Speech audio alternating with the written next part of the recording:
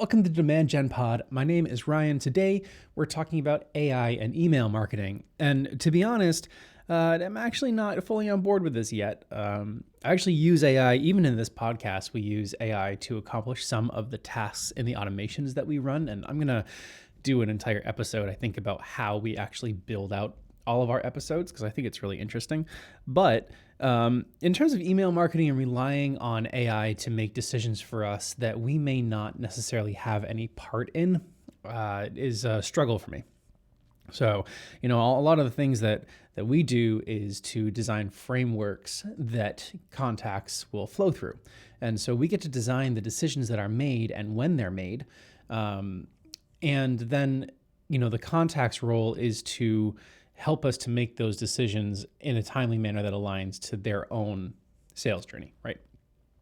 And I will say that AI does lots of really cool things, and it's pretty impressive, but it's far from perfect, and like really far from perfect. And even in developing the show, in the places that we have used AI, for example, writing descriptions and things like that, we've found areas where it really lacks. And what we have also found is that it needs a lot of hand-holding along the way.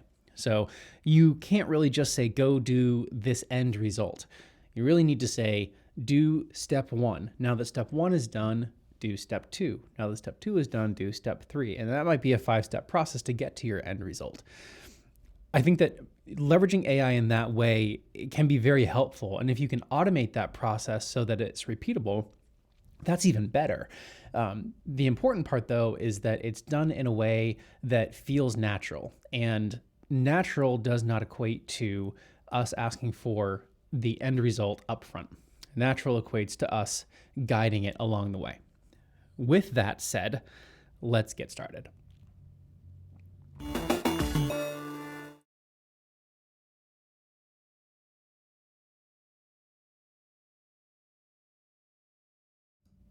All right, so AI. Listen, on the surface, AI really does kind of change email marketing, and it enables theoretically very personalized and targeted campaigns. And some advantages of AI in email include increased engagement, improved conversion rate, and better customer experience, like theoretically. But then again, all of those things can be accomplished by our own individual work and doing a good job. So, there's that too. But let's talk about some AI powered personalization. So you can leverage AI by analyzing customer data and delivering some tailored content for each customer. And I think that is kind of like this big weird cloud, like, oh, okay, yeah, sure, I could do that. So how could you literally do that? Let's talk about it for a second. You could leverage something like a webhook. Okay, we talked about webhooks in another episode. You could leverage something like a webhook and a tool like Zapier, relatively low code, no code, to connect your customer data to something like ChatGPT. And we're going to talk about the ethics of all of this later, but let's just put the ethics aside for right now. So for example, you could have data fields. Let's say that we know the last product that they purchased. Let's say that we know what company they work for. Let's say, or that they haven't purchased a product yet, I suppose, and maybe we'll just start there. Okay. So you could take that data, send it from your marketing automation tool or your CRM over to, say, Zapier, connect it to ChatGPT, and start a conversation and say, write me an email to person's name, period.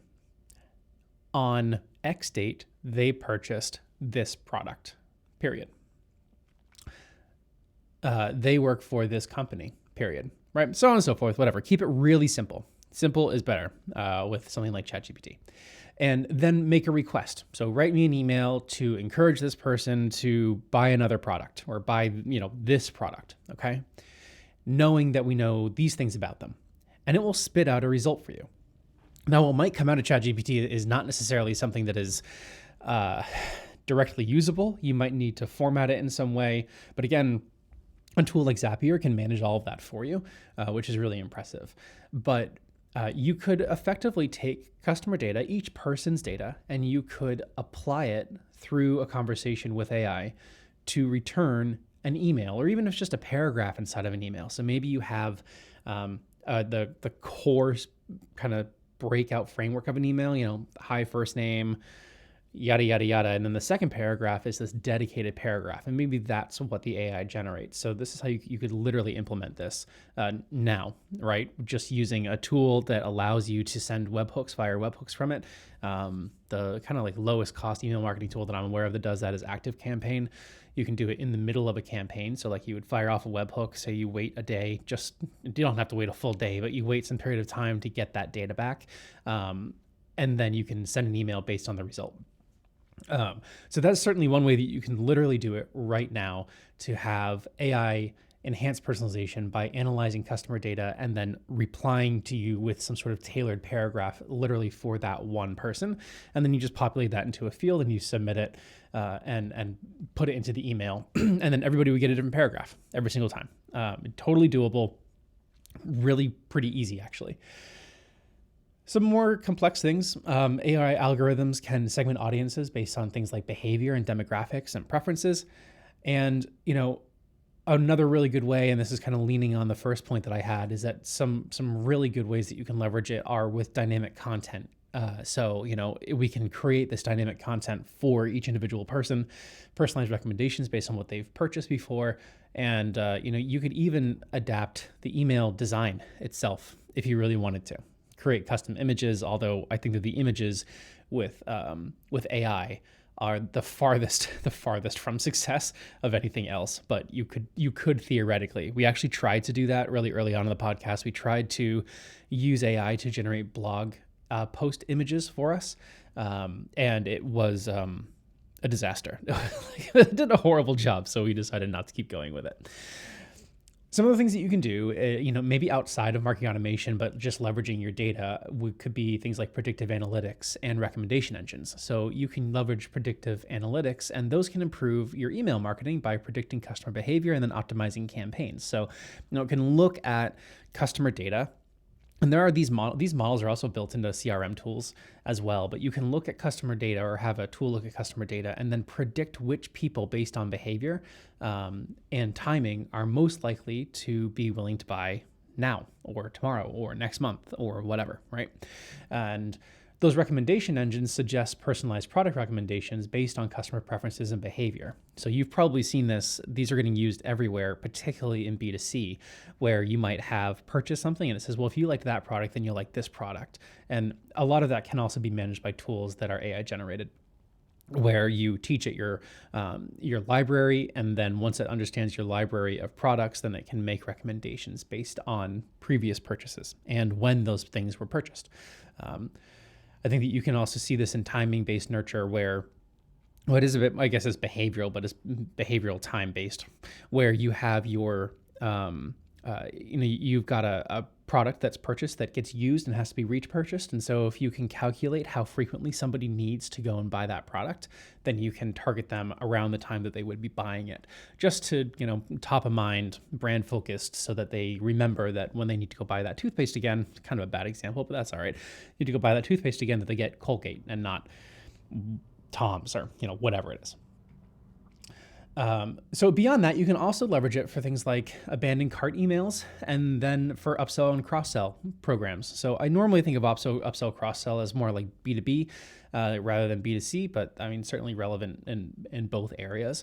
And you can use AI in both of these places too. What about like automation and workflow? So you can automate some tasks like audience segmentation, we talked about, content creation, and also send time optimization. This is also managed by AI, and this is implemented in lots of different tools already. Send time optimization looks at the time that emails were actually opened rather than when emails were sent. So for the people who have been engaging, it looks at the times that they open the email, and then it actually sends each email after that you want to have done this way, because there are some emails that maybe you actually want to send at 9 a.m. along with a press release, right? But for nurture emails, you could set it up where it will send it at the time when the tool thinks that particular individual is most likely to open that email. And so that is what the send-timed optimization is. Things like that, I think send-timed optimization is a really great tool. It's been around for a while, actually. And it's been in tools like Eloqua for several years. And I think that it's a really special for nurture. Obviously, when you're doing single sends, it just depends on the send. If it's time sensitive, then you can't leverage it. But it is really neat to think that you could send 100,000 emails and it would, in theory, send, let's just say that 20% of your database of that send has engaged recently, that it could pick up that time and send, 20,000 of those at the most optimized time for each individual person. We certainly could never do that as individuals. So really wonderful that a tool can do that. And then, that really translates into improved efficiency, theoretically, reducing manual work. AI certainly reduces manual work for us on the podcast. And then it also really helps us to get the podcast done quickly. And that's another really big thing that has been very helpful. And it's not really just AI, it's also a lot of automation. We use Zapier basically for the entire podcast, except for basically when I hit, but between the time of me hitting record and stop recording, that is, I guess theoretically manual, but we have automations built into that. If you're watching on YouTube, you'll notice the camera changes back and forth. It's still only one camera, but there's an automation to push it to zoom in and then zoom back out again at random time intervals so that it's like more interesting. I think it probably did it in the middle of me saying that. So there are lots of different ways that we can kind of do that. The other thing that's kind of nice is that you could leverage AI to help to optimize resource allocation and to enable you to focus on strategy and creativity. And that can be very, very helpful. What about some continuous improvement opportunities? So we can improve A/B testing by analyzing results and suggesting optimizations for future campaigns. AI can help us do that. Techniques like machine learning and data analysis to uncover patterns and insights. There are lots of tools that already do this, and they can be really helpful, especially when you have large data sets. Smaller data sets, not so great. Large data sets, excellent, because there's lots of things to learn from, right? And if we can leverage a tool to help us to uncover different patterns and insights, then that saves us hours of manual labor and thinking power, and we can be focusing on other things. So as long as we're having our tools, rather than using our tools so that we don't have to do anything, if we're using our tools so that we can focus on doing something else, then I think that's a really big win. There are maybe on a Friday, I'm not really doing anything, just let the tool do the work and we walk away. And then the other nice thing is that some of those insights, they can really drive some continuous improvement and ideally better results in email marketing. So there's that too.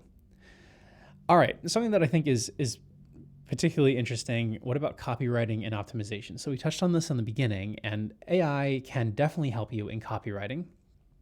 There are AI tools that will let you to generate compelling subject lines and content. So you can just type in what you're trying to achieve, and then it will spit you out a bunch of subject lines. There are even tools that do that and then connect through an API so that you could theoretically send unique subject lines for each person. There's that too. And I think that can be really neat. There's a lot of faith that's getting put in a tool that you're not actively tracking and watching. And I don't have that much faith in AI at the moment. I think it's really powerful and can really help workflows. And we use it, again, to help our own workflows. But with that said, I also think that just letting a tool run free is really dangerous when you're not tracking it and watching it really closely. And by really closely, I mean if you generate a subject line that's different for every single send, that you would know what that subject line result is before you send the email. And it starts to defeat the purpose a little bit. However, if you flip that and you were to say, let's use AI to generate 100 subject lines so that we can look at what we feel is the best one and maybe test a few of them, then great. I think that's wonderful. And if it can generate 100 subject lines in 30 seconds, then it would take us probably a day to do the exact same thing. And we might not even do quite as good of a job, at least half, let's say half as good or whatever. Then that's a huge win. That's a 50% uptick in productivity. And I think that's perfect. The other thing is that some of these natural language processing and machine learning programs, they're getting better, and they are. And I think over time, whatever that time is, I don't really know, will improve. But again, some considerations that you really need to think about when you're preparing these tools and starting to rely on them is ensuring that you include your brand voice, that it can mimic the brand's voice, that it can balance automation with personalization, and also that you're avoiding bias. So, that comes down to how you request the prompts to AI. You sometimes might want to have variation in the prompts that you give it. Even if it's a sentence that's different, it will spit something else back out. One of the things that I found with ChatGPT is that if you ask it basically the same question, even with slightly different data, so say like the key points, like if in our example of an email, if we said, write an email for person's name, they work at this company, the company does, this is in this industry, and then try to get them to sell the product, right? A few extra sentences are going to be in there. If you keep basically that entire prompt, but you only change out the name, the company, and the industry, the result is going to be borderline identical every single time, with the exception of those few things. That's what I found with ChatGPT. So one of the ways that you can combat that is simply by giving it the opportunity to have various prompts. So maybe you have 4 different prompts, and those prompts, prime like the paragraphs, 4 different paragraphs that are asking the same question in different ways, with the same data, right? And then ChatGPT will provide a different result. We use this exact technique with ChatGPT and Zapier to write TikTok descriptions for the podcast. So we found that for every single podcast description that we asked it to write for TikTok, and then we automate all of this, that it would spit out basically the exact same thing. It's like the exact same sentence structure, and it was very, very frustrating to read, because then you're thinking I can do this. Like I can swap out a few words. So what we ended up doing was we ended up creating, I think, 4 or 5 different prompts. And one might be write a description for a TikTok video for a marketing podcast. One might be write a description for the Demand Gen podcast for TikTok. One didn't include TikTok at all. And it spit out different paragraphs based on that prompt changing, even if it was just a little bit. And that made a big difference, and that's what we ended up going with to help us to write those descriptions. So something else that you can keep in mind is that the input is if the input is consistent, the output's going to be consistent, and that can be a really good thing, and that can be a bad thing as well. So what about things like detecting bad data? So particularly around like deliverability and email spam filtering. I think that one way that AI can really be helpful is improving deliverability by identifying potential issues and optimizing email sending before it even happens. I'm surprised to a degree that something like an email validation tool is not built into more. And this isn't really AI related, but maybe there's a way that AI could be leveraged in it, built into more presends, or when you go to build a segment that the marketing automation tools are not automatically running that, I guess like with your permission, I suppose, through some sort of email checker to ensure that the email is valid, or that that's not a process on CRM tools. I'm kind of surprised about that. But when you develop those algorithms, they can detect things like red flags and invalid email addresses, spam triggers, even spam triggers like in the email subject lines. Those are getting used. I've seen in a couple of different tools, email marketing tools, I've seen that get used as well, where if you put say free in all capital letters, that sometimes it will warn you to say, hey, heads up, this looks pretty bad. I think the Email on Acid does that. It's an email checking tool, like a testing tool. And Litmus, one of those two, I can't remember. They certainly do it. So they'll say like, we kind of think that your email is a little spammy, and I'm assuming they use AI to accomplish that task. And then finally, some challenges to include adaptive spam filters, and also ensuring that AI doesn't compromise security. And this is kind of where we can get into these ethical considerations. And data privacy is that if you are using particularly HIPAA compliant data, pretty much all of this is out.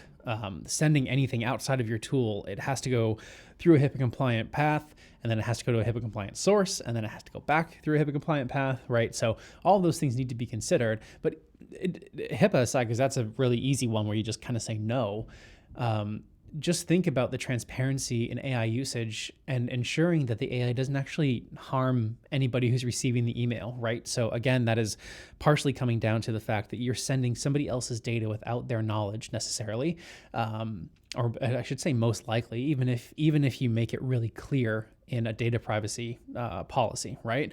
Nobody reads them. That you're leveraging an AI, that it's still going out and it's getting to a tool that we don't really know who has access on the other side of it and what they could see or what they could take or whatever. But data privacy is really important, and businesses have to make sure that they're complying with regulations when using AI in email marketing. So you need to make sure that your data privacy policy is applying that consent or requesting that consent. And you can certainly do that, obtain users' consent. You can provide opt-outs and do your absolute best to secure data. But if there are doubts on how you could be securing data, then you should not be doing anything with AI and consumer data or customer data. And I think that at the end of the day, that's something that we are just going to have to come to the realization with, that AI may be more helpful inside of these tools or outside of these tools, something like Zapier, to assist us in tasks rather than assist us in writing language, unless you're taking things that are not necessarily person specific. Not using their name. You can put their name in later. Doesn't really matter. Not using their anything about their phone number or like location or anything like their email address. Not sending any of that personal data to an AI tool is probably a really good path to take. So some other emerging trends that I think are going to be happening in marketing and already are happening in marketing, that hyper-personalization, I think we're going that direction. And then AI-powered chatbots, that's certainly already happening. And I'm hoping some enhanced customer journey mapping to be able to maybe shape programs in a way that best suits each individual person. So I think that's our next step too. Overall, lots of opportunities lie in leveraging AI for better customer experiences, but there are some challenges that we need to keep up with all this evolving technology. So I'd love to hear your thoughts about this. I think it's really controversial. I think that some people love it, some people hate it, some people are really skeptical. I think I probably fall into the really skeptical, but I think when used in really specific, finite, controlled ways, that it can be pretty impressive. In terms of customer data, I'm just not quite on board with it. You can see that it gets used in like sales emails and stuff. I've received sales emails that look, because they're close, but they're not there. Like it's just kind of obvious in some way. I think that there's that too. But I don't know. Tell me what you think. You can reach out to me at hello@demandgenpod.com. My name is Ryan. You've been listening to the Demand Gen Pod, and we'll see you next week.